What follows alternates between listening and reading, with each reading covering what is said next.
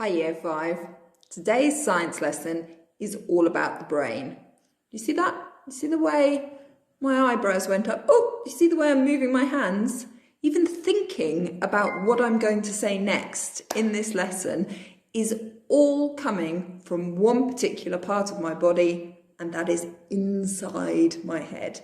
Now, you know that it's protected by the skull. I want to talk a little bit about what the brain is all made up of. Now, next week, we're going to talk about how the messages are sent all through your body, which are actually helping you to move or to think or to create something. But today I want to talk about the different parts of that brain and how that's happening.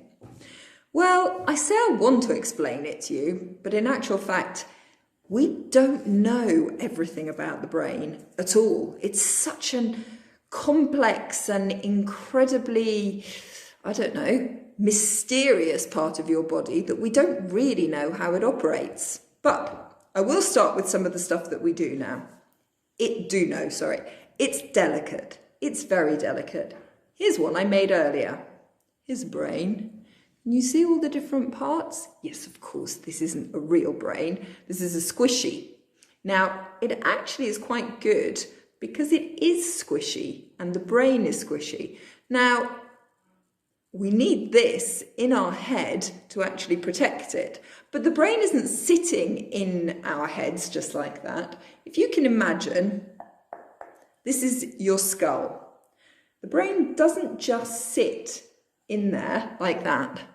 Okay, because if you knocked it, if you were playing football or gymnastics and you fell over, okay, it wouldn't be protected because your brain would go on its side and that would really, really damage it. So there is something in there.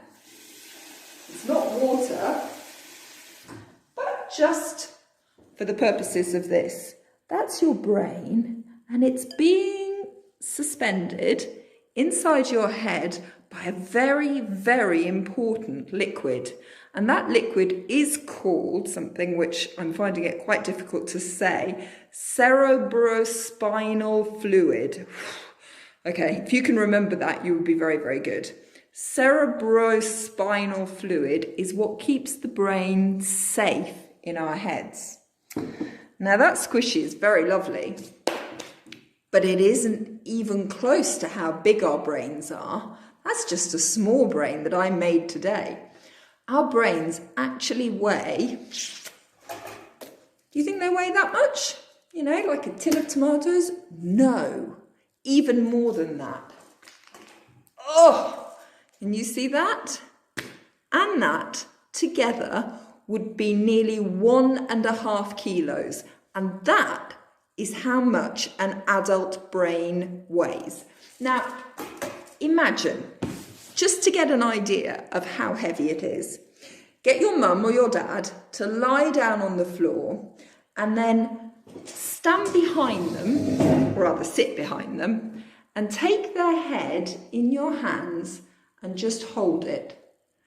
Just slightly off the floor and just see if you can just tell them to relax and just hold their heads. And you will find very quickly that this gets very, very heavy. Please don't drop it. That would be really unfair on them. Right, now I'd like to talk about the two different parts of our brain, okay? I won't use the squishy because it's all wet. So you've got the right side of your brain and you've got the left side of your brain. Now this is really strange because the left side of your brain makes that side of your body work. The right side of your brain controls the left side of your body. I don't know why. We haven't found out why. When we do, I'll let you know.